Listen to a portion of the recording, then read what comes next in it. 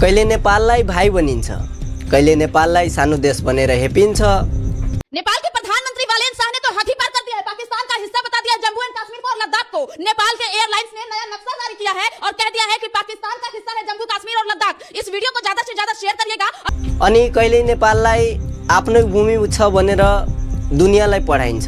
नेपाल, पाकिस्तान, ये बांग्लादेश ऐसे छोटे देश है ना जिनको खोने के लिए कुछ भी नहीं है, तो ये बड़ा खतरनाक हो जाते हैं, जाके बैठ जाएंगे चीन के गोद में। भारतका केही चर्चित युट्युबरहरू कहिले भन्छन् कालापानी भारतको, कहिले भन्छन् नेपालका नदी पहाडहरू भारतकै हुन्, कहिले नेपाललाई गाली गर्छन्।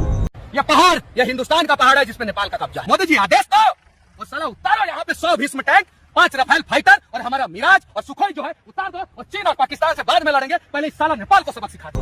अनि अर्को दिन सीमा क्षेत्रमा गएर भन्छन् नेपाल र भारतको सम्बन्ध धेरै राम्रो छ। दुनिया का सबसे प्यारा बॉर्डर, सबसे शांत बॉर्डर हिंदुस्तान और नेपाल के बीच में हूँ। ये साइड जो है वो हिंदुस्तान है और इस साइड जो है नेपाल है। नेपाल से आने का रास्ता ये है और इंडिया से आने का रास्ता जो है वो ये है। यूक्रेन और रसिया वर्तमान समय में युद्ध लड़ रहे हैं भूमि विवाद की वजह से। जरा सोचिए, उन्हें भारत और नेपाल से सीखने की ज़रूरत है। यहाँ के लोग कितने प्यार से रहते हैं। तर एउटा प्रश्न छ, के मित्रताको नाममा इतिहास मेटाउन पाइन्छ? म एउटा शिक्षकको नाताले भन्न चाहन्छु, कक्षा कोठामा उभिएर गलत इतिहास पढाउनु शिक्षा होइन। राष्ट्रवादको नाममा तथ्य बङ्ग्याउनु देशभक्ति होइन। आज हामी भावनामा होइन प्रमाण बोल्नेछौँ, सन्धि बोल्नेछन्, पुराना नक्साहरू बोल्नेछन् र इतिहास आफै साक्षी बन्नेछ। भारत र नेपाल यी दुई देशबीच केवल सीमा छैन, यहाँ रोटी बेटीको सम्बन्ध छन्, साझा संस्कृति छन्, साझा धर्म छन्, खुला सीमा छन्। सदैवदेखि एकअर्काको देशमा काम गर्ने र बस्ने व्यापार गर्ने परम्परा छ। सन् 1950 जुलाई 31 मा नेपाल र भारत बीचको शान्ति तथा मैत्री सन्धि भयो। यो सन्धिले दुवै देशमा नागरिकलाई बिना भिसा एकअर्काको देशमा बस्न, काम गर्न, व्यापार गर्न अनुमति दियो। तर समयसँगै एउटा ठुलो प्रश्न उठ्न थाल्यो, के यो सम्बन्ध सधैँ बराबरी रह्यो त? नेपालमा धेरैले यो सन्धिलाई असमान सन्धि भनेर आलोचना गरे, किनकि त्यो समय नेपालको राणा शासनको थियो, जनताको प्रत्यक्ष सहभागिता थिएन। तर यही कारणले नेपालीहरू भन्छन् जनताको मत बिना भएको सम्झौता कसरी न्यायपूर्ण हुन सक्छ। तर आजको हाम्रो विषय केवल 1950 को सन्धि होइन, आजको विषय हो कालापानी, लिपुलेक, लिम्पियाधुरा। सन् 1816 मा नेपाल र ब्रिटिस इन्डिया कम्पनीले सुगौली सन्धि गर्यो। यो सन्धिले आधुनिक नेपाल र भारत सिमानाको आधारमा तयार गरियो र त्यहाँ स्पष्ट उल्लेख थियो महाकाली नदी नेपालको पश्चिमी सिमाना हुनेछन्। अब प्रश्न उठ्न थाल्यो, महाकाली नदी कहाँबाट सुरु हुन्छ? यही प्रश्नमा अडिएको छ 200 वर्ष पुरानो विवाद। भारतको दाबी छ नदी लिपुलेक तर्फबाट सुरु हुन्छ, तर नेपालको दाबी छ नदीको वास्तविक उद्गम लिम्पियाधुरा हो। यदि नदी लिम्पियाधुराबाट सुरु हुन्छ भने कालापानी, लिपुलेक, लिम्पियाधुरा नेपालको भूभाग हुन्छ अनि यहाँबाट सुरु हुन्छ इतिहास र वर्तमान बीचको ठुलो सङ्घर्ष। अब भावनालाई होइन नक्सालाई हेरौँ। 1816, 1819, 1827, 1830, 1834, 1835, 1837, 1846, 1856, 1860, 1879, 1880।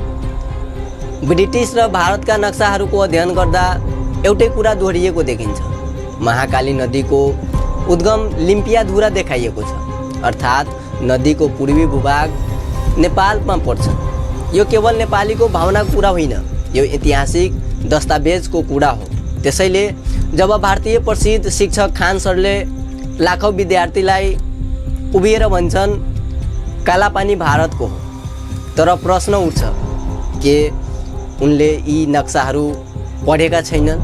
म एउटा शिक्षकको नाताले फेरि भन्न चाहन्छु, शिक्षकको जिम्मेवारी राष्ट्रवाद बेच्नु होइन, सत्य सिखाउनु हो। उधर नेपाल नक्शा अलग दिखा रहा है। नेपाल का हेल्थ सिस्टम हमारे दम पे चल रहा है। तुम पॉलिटिक्स के चक्कर में कुछ भी करोगे, किसके दम पे कूदिएगा? ना इंडस्ट्रियलाइजेशन है, ना इकोनॉमी उस हिसाब से। हमारी इकोनॉमी उनकी इकोनॉमी में जमीन आसमान। पछी वही हाल है, इकोनॉमी की हालत दुर्दशा है।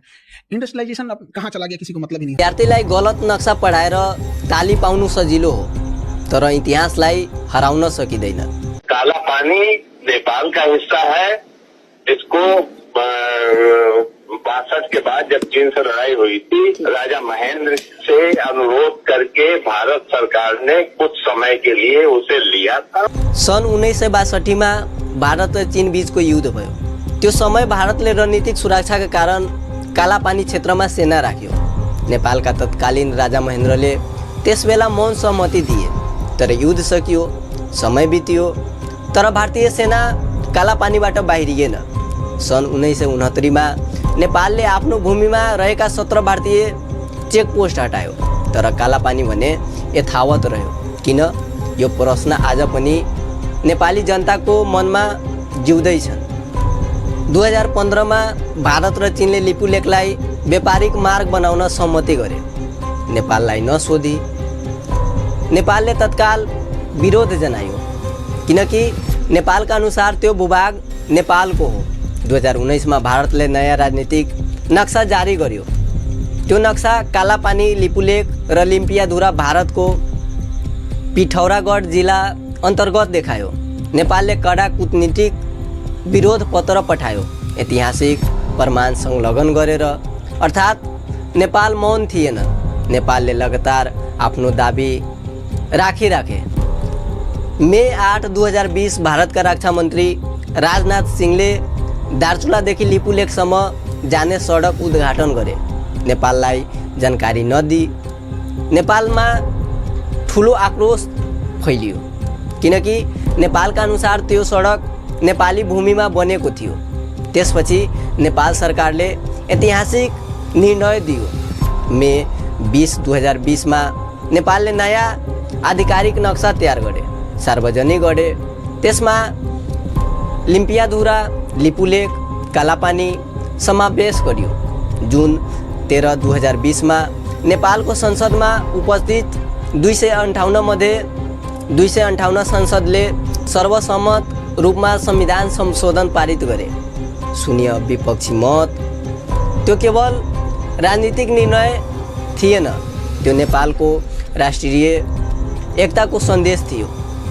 आज सोसल मिडियाको युग छ।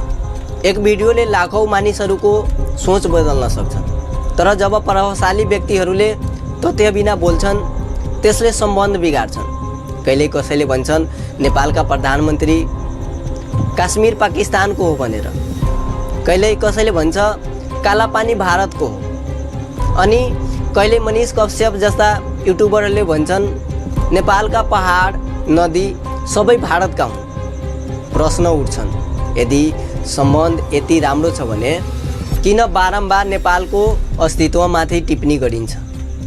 नेपाल सानो देश हुन सक्छ, तर सानो देशको पनि इतिहास हुन्छ, सार्वभौमिकताको हुन्छ, आत्मसम्मानको हुन्छ। देशभक्ति भनेको छिमेकीलाई होच्याउनु होइन, देशभक्ति भनेको आफ्नो देशलाई माया गर्नु। भारतले केही राजस्व अभिलेखमा प्रस्तुत गर्छन्। कालापानी क्षेत्र पिथौरागढ प्रशासन अन्तर्गत देखाइएको छ। भारतले 1961 को नेपाल चीन सिमाना सम्झौतामा टिङ्कर क्षेत्रको उल्लेखलाई पनि आफ्नो पक्षमा प्रयोग गर्छन्, तर नेपालको इतिहासहरूमा भन्छन् सबभन्दा पुरानो र कानुनी आधार भएको दस्तावेज भनेको सुगौली सन्धि हो, र सबभन्दा धेरै पुराना नक्साहरूले नदीको उद्गम लिम्पियाधुरा देखाउँछन्। त्यसैले नेपालको दाबी केवल भावनात्मक होइन, ऐतिहासिक दस्तावेजको आधिकारिक दाबी हो। आज पनि विवाद समाप्त भएको छैन। नेपालले नयाँ नक्सा सहितको 100 रुपैयाँको नोट जारी गरिसकेको छ। 2026 मा भारतले फेरि लिपुलेख हुँदै कैलाश मानसरोवर यात्रा सञ्चालन गर्ने घोषणा गर्यो। नेपालले आपत्ति जनायो। सीमा क्षेत्रमा अझै धेरै सीमा स्तम्भ हराएका छन्। कतिपय क्षतिग्रस्त छन् अर्थात् विवाद अझै जिउँदै छन्। नेपाल कमजोर होइनन्, नेपाल सानो हो तर इतिहासमा कमजोर छैनन्। हामी भारतसँग दुश्मनी चाहदैनौँ, हामी समाजजनक सम्बन्ध चाहन्छौँ र समान जब मात्र सम्भव हुन्छ जब इतिहासलाई समान गरिन्छ। कालापानी, लिपुलेख र लिम्पियाधुरा यी केवल 3वटा नाम होइनन्, यी नेपाली आत्मसम्मानका प्रतीक हुन्। यदि शिक्षकले गलत इतिहास पढाउन थाले, यदि युट्युबरहरूले भ्युजका लागि तथ्य व्यङ्ग्याउन थाले, भोलि नयाँ पुस्ताले सत्य होइन प्रचार सिक्नेछन्। त्यसैले आज आवाज उठाउन आवश्यक छन्, घृणाको लागि होइन, सत्यको लागि। नेपाल र भारत बीचको मित्रता रहोस्, तर त्यो मित्रता बराबरीमा होस्, समानको होस्, सत्यको होस्। किनकि इतिहास दबाउन सकिन्छ तर मेटाउन सकिँदैन, र जब इतिहास बोल्छ सत्य अनन्त बाहिर आउँछ। जय नेपाल।